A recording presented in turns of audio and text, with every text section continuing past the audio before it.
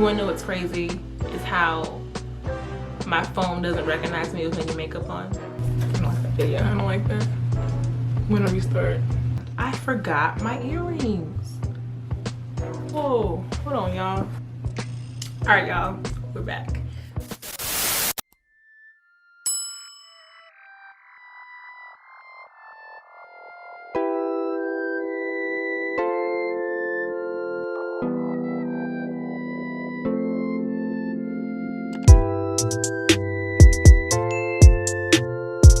Alright guys, welcome back to the channel. This is Bree, Amazon Bree to be exact. I like flowers, I'm tall, I'm curvaceous. I think I'm great. But today we're going to tell a story about COVID. Let's talk about the pandemic a little bit and just how it's kind of affected me, and this is nothing to take lightly at all.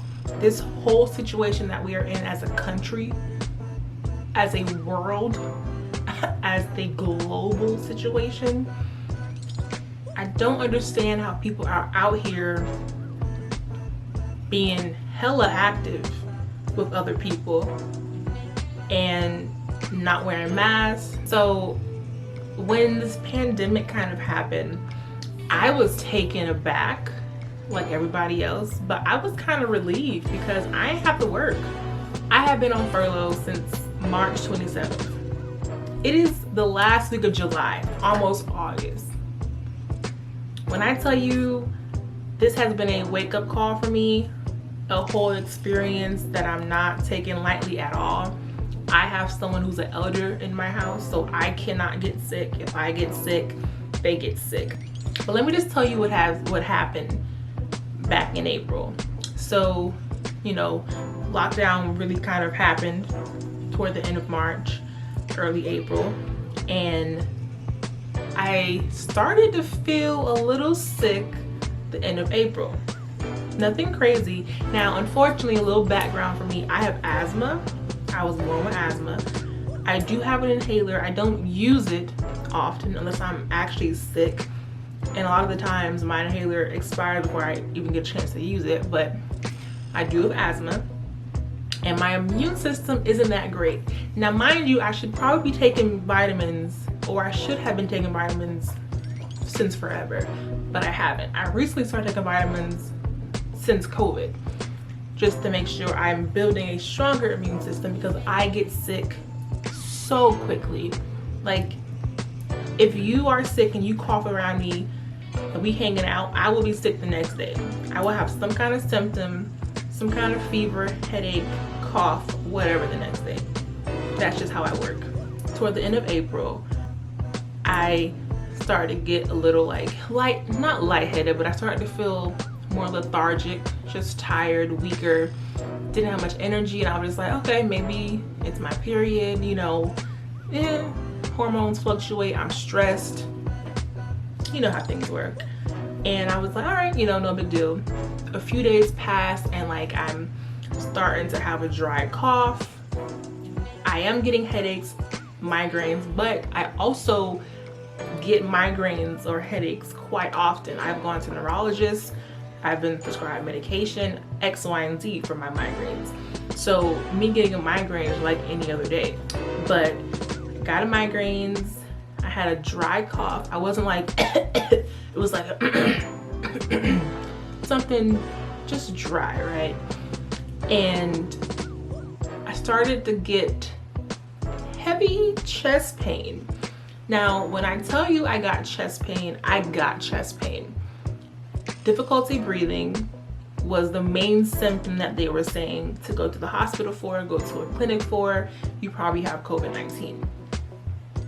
I had the dry cough, I was getting body aches, I had headaches, migraines, and now I'm having trouble breathing. And so for 2 nights or so, you know, I was able to sleep. I had the dry cough, nothing crazy. My headaches went away with some Tylenol. About the 3rd night, I just felt so much pressure on my chest, and it was like,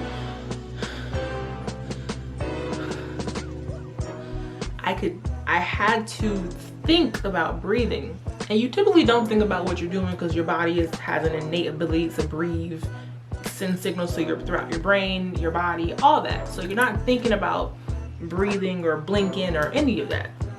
I was sitting in my bed and I'm just like, I was just out of breath. I was so out of breath. So I was like, I should probably like go get tested for this, because I feel like I might genuinely have it. And if I have it, my boyfriend has it. So I ended up calling. At the time, you had to call for an appointment. I know some locations you don't have to anymore, but I had to call for an appointment. So I ended up calling, and they asked me for my insurance, which I thought it was free. They asked for my address, my name, obviously, date of birth, any pre-existing conditions like asthma, or if I have diabetes, or if you have, just things that could affect you more if you do have COVID. So they went on the list. I was transferred to the scheduling qualifying department, and the lady, or I guess she's a nurse or whatever, asked me, okay, so, is your name Brianna? Whatever. And she was like, so what's happening? What are your symptoms? I was like, I'm having headaches. I'm so out of breath, and I'm tired. I am having a dry cough. I don't have any mucus in me. I'm just I have a dry cough, and I am having trouble laying down because I can't breathe. And she was telling me how, like, if it does become too uncomfortable to lay down and you can't really breathe, you need to go to the hospital. Because you've seen the COVID testing videos where they are in your nose, touching the back of your brain. The way they were doing the COVID test, I was a lot more anxious, worried, concerned. I don't like pain. I don't like being pinched, poked, pricked, any of that. So I did not sleep that night. Went to the testing center. It looks like you would think Area 51 looks like. People are in hazmat suits. There's the Army Reserve or Navy Reserve or wherever they are. Some have guns. Why do you have guns? I don't understand, but you do. It was just a lot of cones, a lot of one way, this way, follow the signs. Testing COVID center. It was just a lot. It was intimidating. And as you're driving, you're just like, you don't want to be there. You're uncomfortable. You're uneasy. Everyone is on edge because it's like you don't want to get sick. You don't want to have a positive test result. All that fun stuff. So it was just a lot to take in. I could not imagine the healthcare workers who are working day by day. So I was expecting the absolute worst pain in my nostril. So I ended up driving up. It was my turn now. They take your name down, write it on a little tube or whatever. It's this long Q-tip. She seemed like a very nice lady, very young. It was a young woman, probably straight out of medical school or probably still training, whatever. And she was like, all right, it's not gonna hurt, just a little uncomfortable. And I said, okay. I was holding my steering wheel, gripping that as tight as I can.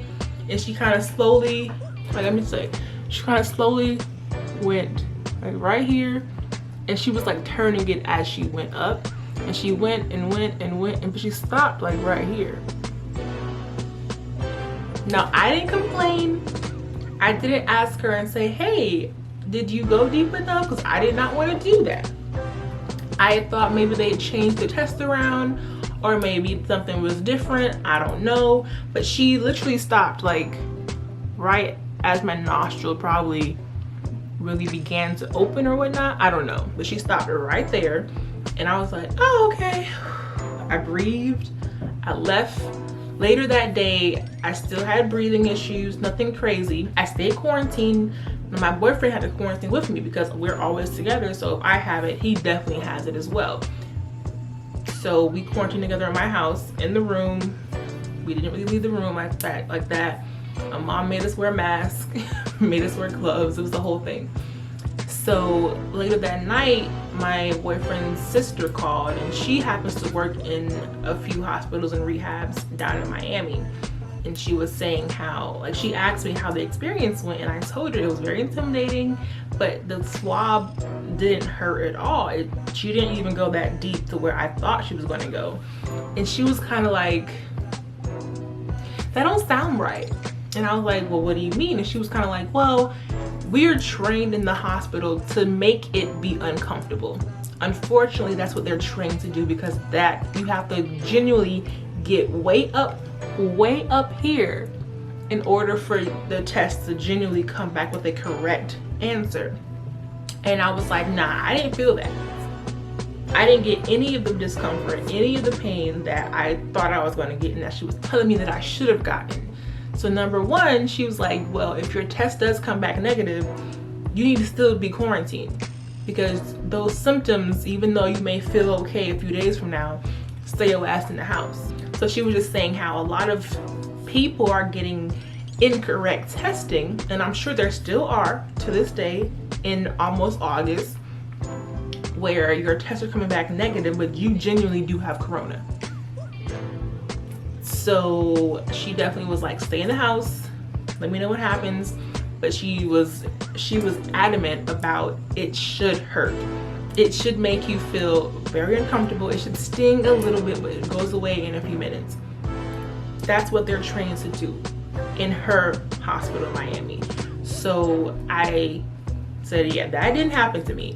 So it took about 4 days for the results to come back, and it came back negative. Now for me to get my results, I had to download this app. Now I was still having trouble breathing. It wasn't as bad. It wasn't like I was laying down and I couldn't breathe. It was more so, all right, I still don't have enough energy, but I'm talking better. I just have to take my time. So I was still a little out of breath. It came back negative, but then they send you a letter stating that even if it does come back negative, be cautious, be safe. It was just a weird experience because I'm pretty sure I genuinely had COVID-19. And the craziest part about it is that that was the early part of April. We are now almost in August. And I still randomly sometimes have this like odd chest pain. I wouldn't say it's like sharp, but it's kind of dull. And when I'm laying down sometimes, or when I eat and when I eat and get full, it feels like something's in my chest. And that's something new that I didn't have before I experienced COVID. And I'm not sure if that correlates to me maybe having it and just getting a false negative result from my test back, or maybe that's something else totally different. But I'm just saying that the symptoms that I had, which is difficulty breathing, I have asthma as well, and it was just like this pressure on your chest, and it was kind of just like there, and it made it so hard to lay down. Like laying down on my side didn't help, on my back didn't help, on my stomach did not work. It did not help at all. Like it just genuinely hurt to breathe. And it was just like, if I didn't do this to breathe, I would freak myself out. It was so bad that like I had a major anxiety attack. I would say 2 days prior to me getting my results back, and I woke up and I woke up out of my sleep because I couldn't breathe. And it was to the point where it was just like, I need to go to the hospital. Then I was like, I'll go to the hospital and I don't have COVID, I'm going to get COVID. That's how terrified I was of the situation. And I was just like, I don't know what to do. I don't know where to go. So I didn't know how to go about it, and I freaked myself out. I woke up, I had an anxiety attack, and what's crazy is that my mom doesn't really know I have anxiety.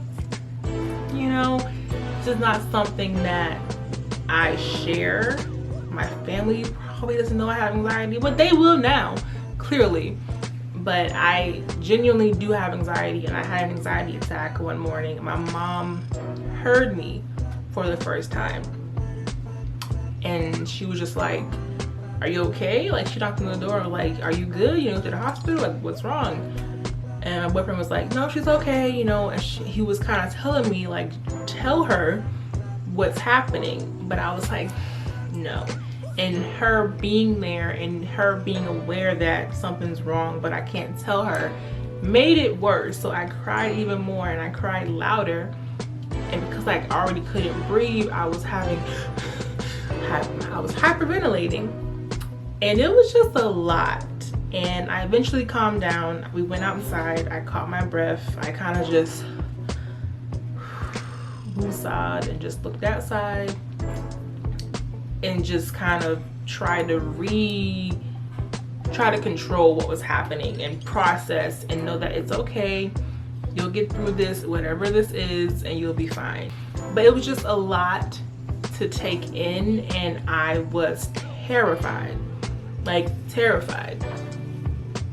And I don't wish that upon anybody, especially if you are already an anxious or worried person and something like this happens, or you know, you come across someone who's sick, you're gonna freak yourself out, because I definitely did. And it was a really odd experience because it was kind of like, what do I do? What medicine do I take? Like, when it first happened, I thought I had an allergic reaction. I thought I was having problems breathing because I was allergic to something. And that'd be another story. When I tell y'all that story and show you the pictures of what my face looks like,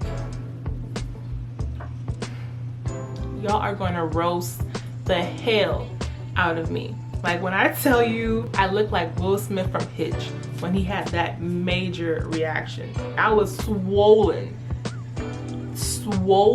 crooked, lopsided, my eyes shut. It was a lot going on. So that'll be a different story time coming soon. So, but yeah, with COVID, I thought I had allergic reaction, and I was just like, do I take Benadryl? So my boyfriend's sister was like, yeah, you can take Benadryl, it'll help you fall asleep because it makes you drowsy. If you're very anxious about falling asleep, take that. But that was my COVID experience, and it was terrifying, and I don't wish that on anybody. And anyone who is dealing with that or has lost a family member because of that, I am praying for you and your strength, and I'm praying for people who don't take this serious and don't give a shit. So just be safe. Wear your mask. If you don't want to wear a mask, stay your ass in the house. So yeah, y'all, that's it. That's my COVID experience. And yeah, like, comment, subscribe, give me constructive criticism, and yeah, I'll see y'all later. Bye guys.